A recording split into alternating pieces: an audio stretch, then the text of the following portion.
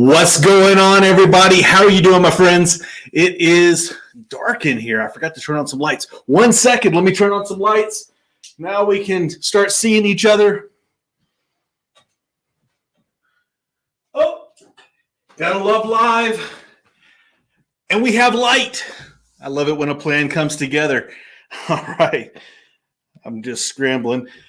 I am feeling so much better this morning. How are you guys doing?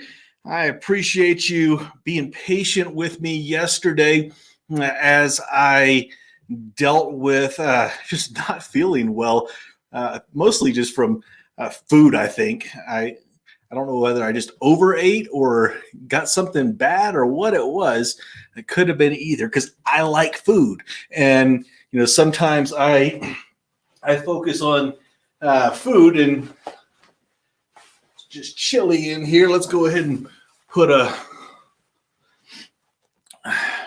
my coat on here. All right. Gotta love cold weather. How is it where you guys are at? Some of my friends in Texas are telling me that you guys are dealing with some insane chilly weather for Texas. It looks like I saw somebody post this morning, -2 in the Dallas area. Where are you and what is the temperature where you're at? As we get going this morning, I'd love to hear from you. Go ahead and put that in the chat there. Tell me what's going on. Tell me where you're at and tell me what the temperature is. What are you doing today? It is going to be a great day. Now, I'm excited as we get into this morning and into this live because, so many times I hear people talk about, and I've experienced it myself, that, you feel like there's really no ability to, how do I say this, have disappointment or have something where you pursue God and, really you think that God told me to do this, and then you do it and the whole world falls apart. Have you ever been there? Have you ever been where you feel like you're trying to pursue what your calling is or what your direction is, and it just doesn't work out the way that you expected it to? That happened to me many times in my life, but one time was when I was about, I don't know, I guess it must have been early 20s. And I felt like I was supposed to go into ministry. Now, at the time, I was doing sales in television and had been in television for a long time. And as I got into the sales in television, I was doing really well. I was doing well financially. I had my boat. I had all kinds of stuff that, you really don't have a lot of times as a young man. And I didn't have a lot of expenses, so it worked out really well. And I felt like God was telling me to go into ministry. I took a position out in Southern California as a youth pastor. And when I got out there, I basically sold everything that I had. I went down bare minimum in my expenses, just trying to say, you know what, I'm surrendering everything. I'm giving you everything and I'm moving forward. And I felt like that was the direction I was supposed to go. Unfortunately, when I got there, it may be harsh to say, but they lied. They lied about what they were going to pay me. And they lied about the compensation structure. And I got out there and I just couldn't figure out how to make it work. And I don't know what was going on. They changed so many things within a very short period of time. And I just didn't know where to go. Have you ever been there? You did something, you felt like it was the right place to go, you felt like it was the right thing to do, and then it didn't work out. Well, I got a call from another pastor, and it was kind of night and day. When you get into the pastor world, there's kind of the extreme. One extreme was that the guy that I went to work for in Southern California was very not California. He was very, hello, brother. Let's sit around and we'll dialogue about this a little bit and we'll figure out where we're going. And he was very kind of somber and he was a good guy from what I understand. But, everybody told me that he was a great guy, but I didn't have a good experience with him. And, then I get a phone call from another pastor in Northern California. And at the time I went by Joey and he called me up and he said, "Joey, bro, what's going on, man? How are you doing? What's wrong? What's happening? Tell me about it." And it was just a completely different thing. And I'm on the phone just kind of looking at California pastors. This is crazy. And so, I go up and I take a position that, honestly, the truth is I probably wouldn't have been interested in the position had I not gone through the experience. But I felt like that was something that God had to take me through and show me a lot of opportunities in ministry and a lot of things where pastors are hurting and that there's a challenge in that. So it was an experience that didn't play out the way that I expected it to, but it was something that God used to work in my life. Have you ever felt like that, where maybe you did something, it didn't work out the way you expected it to, but then you kind of move forward? Well, today in Genesis chapter 12, it was a similar situation for Abram. He basically, and we didn't cover at the end of Genesis 11, but Abram was introduced there, and his wife Sarai and his nephew Lot. And so, those are kind of the main players that we need to focus on as we get into these next few chapters. But, basically God came to Abram and said, I'm going to bless you. I'm going to bless you beyond your imagination. I'm going to make kingdoms of you. I'm going to make this great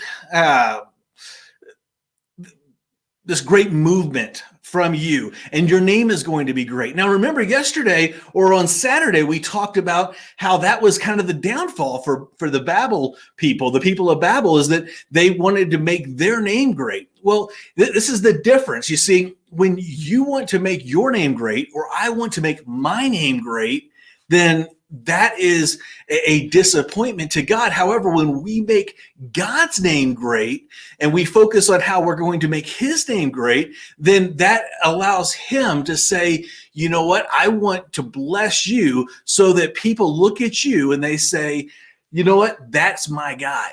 That's my guy. And that's how he's able to draw the attention back to him when we give him full control. And so, that's basically what he told Abram, is that this is an opportunity for me to make you great. And what I need you to do is I need you to move away from where your dad is. I need you to move away from your family and start a new journey. And so he did. He took his nephew, he took his wife, and he took all his possessions and all of the people that were in his world there, and he moved forward. And as he moved forward into the new area, then God stopped him and said, okay, this is all that I'm going to give you. I'm going to give you all this land everywhere else. And, basically this land at the time was possessed by the Canaanites. Now, if you remember earlier in Genesis, then the son that was the one who exposed his dad Noah, he was actually the one who ended up having the Canaanite people come from his lineage. And so, we're not going to get too deep into that, but that's just kind of where all this comes together. Well, what happens is he gets over there, he's looking around, he makes another offering, he makes an altar to the Lord. He really worships and says, I received that gift. I received that word that you're giving me, and I'm going to step into that word. And as he does that, he's looking around and he's kind of starting to pull things together. Well, pretty quickly he realizes there's a famine in the land, and I can't stay out here. And so I need to go into Egypt, and I need to go into Egypt where it's more hostile than maybe he would have liked for it to be. Have you ever felt like you went into a hostile arena? People were around. Now, I know there's a lot of people right now who feel like that it's a hostile arena for Christians, and I'm one of them. I'm telling you right now, this is a very hostile time with a lot of the bureaucrats and some of the leadership in government right now. And there is an underline and undertone where people don't like Christians. I'm just going to tell you up front, but that's not anything new worldwide. And so we in America sometimes think that everything evolves around us and it revolves around us. And the reality is we're just another one. We're out there, and we've been very fortunate and very blessed to have the rights and the right to our faith and the right to our religion. But we need to keep moving forward. And so sometimes I'm talking to people right now and they're saying, listen, I'm just kind of hunkered down. Well, okay, the reality is we've got to press through. We got to push through and pursue God in the midst of this time. And so that's what he did. He goes into Egypt and he says, okay, well, I'm scared. I've been there. I've been in positions that, I don't have time to get into right now, but I've been in positions where I have, had somebody coming at me that was very hostile towards the faith that I have, and they basically threatened my family, they threatened my livelihood, they threatened everything because they wanted to destroy me. And that's a very difficult place to be, and it's a very challenging place to be. However, when you sit there and you work your way through it, you realize that God brings you through it. He opens up opportunities and opens up doors. And so when you start looking at that, you realize, how can I move forward and make that transition? I remember when I left ministry and went to Texas to kind of pursue what was going to happen. It happened again. I felt like I was supposed to go there. I felt like I was supposed to pursue real estate. And as soon as I got there, within a couple of months, 9/11 happened. Now, I know that for some of you, you're not old enough to even remember 9/11, but 9/11 was a big deal. I mean, it was, there's a lot of rhetoric about people talking about, this and that was the biggest thing since 9/11, it's not. It's nowhere close. 9/11, the entire country sat there, and most of us were sitting there fuming in front of the television as we watched the events unfold live. It was a completely different feeling. It was a completely different peace that came over everybody. We all unified and we rallied. And it was a completely different thing, but it destroyed the business that I thought I had. It destroyed the opportunity I thought I was walking into. So a lot of times we go through that, but we need to understand that the same thing happens in Scripture. The same thing happens in the Bible. And so as we get into Genesis chapter 12, it's about 2 minutes and 45 seconds. We're going to go ahead and read that together. But I want you to know that today is going to be a great day, regardless of what you've been through, regardless of what the challenges are, and regardless of what somebody says about it. Just because you're dealing with challenges, just because something different than you expected happens, doesn't mean that God is not in the middle of the direction that he's sending you. It doesn't mean that he has turned his back on you. And so I want you to focus on that and know beyond a shadow of a doubt that he has a plan for your life. He has a purpose for your life. And as you continue to drive towards your God-given purpose, then he's going to reveal more and more to you. He's going to open up opportunities that maybe you never dreamed of. And you're going to have a great day today, but it's going to continue to get better as each day goes forward. You'll have challenging days. You'll have bad days. You'll have great days. But as you move forward, the continued progression is going to be up. Your trend is moving forward. So I hope to see you soon. I can't wait to see you in the morning. Thanks for being a part of this morning. And I'm going to go ahead and we're going to jump into the next 2 minutes and 45 seconds of Genesis chapter 12.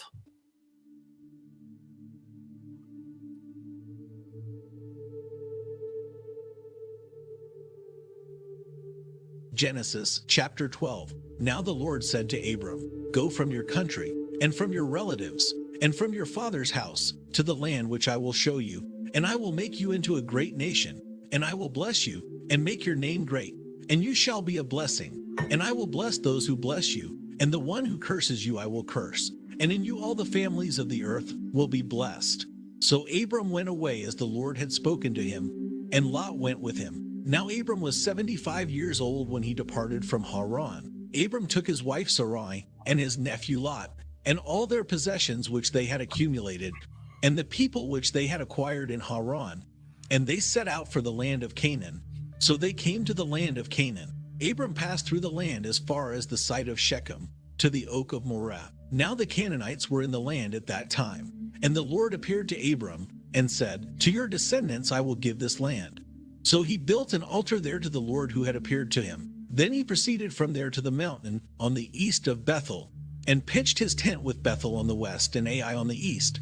And there he built an altar to the Lord and called upon the name of the Lord. Then Abram journeyed on, continuing toward the Negev. Now there was a famine in the land, so Abram went down to Egypt to live there for a time, because the famine was severe in the land.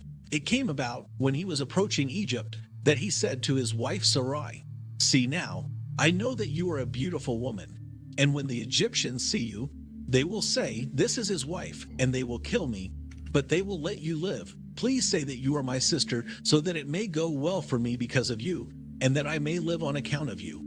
Now it came about, when Abram entered Egypt, that the Egyptians saw that the woman was very beautiful. Pharaoh's officials saw her and praised her to Pharaoh, and the woman was taken into Pharaoh's house. Therefore he treated Abram well for her sake, and he gave him sheep, oxen, male donkeys, male servants and female servants, female donkeys and camels. But the Lord struck Pharaoh and his house with great plagues because of Sarai, Abram's wife. Then Pharaoh called Abram and said, "What is this that you have done to me? Why did you not tell me that she was your wife? Why did you say, 'She is my sister,' so that I took her for myself as a wife? Now then, here is your wife, take her and go." And Pharaoh commanded his men concerning him, and they escorted him away with his wife and all that belonged to him.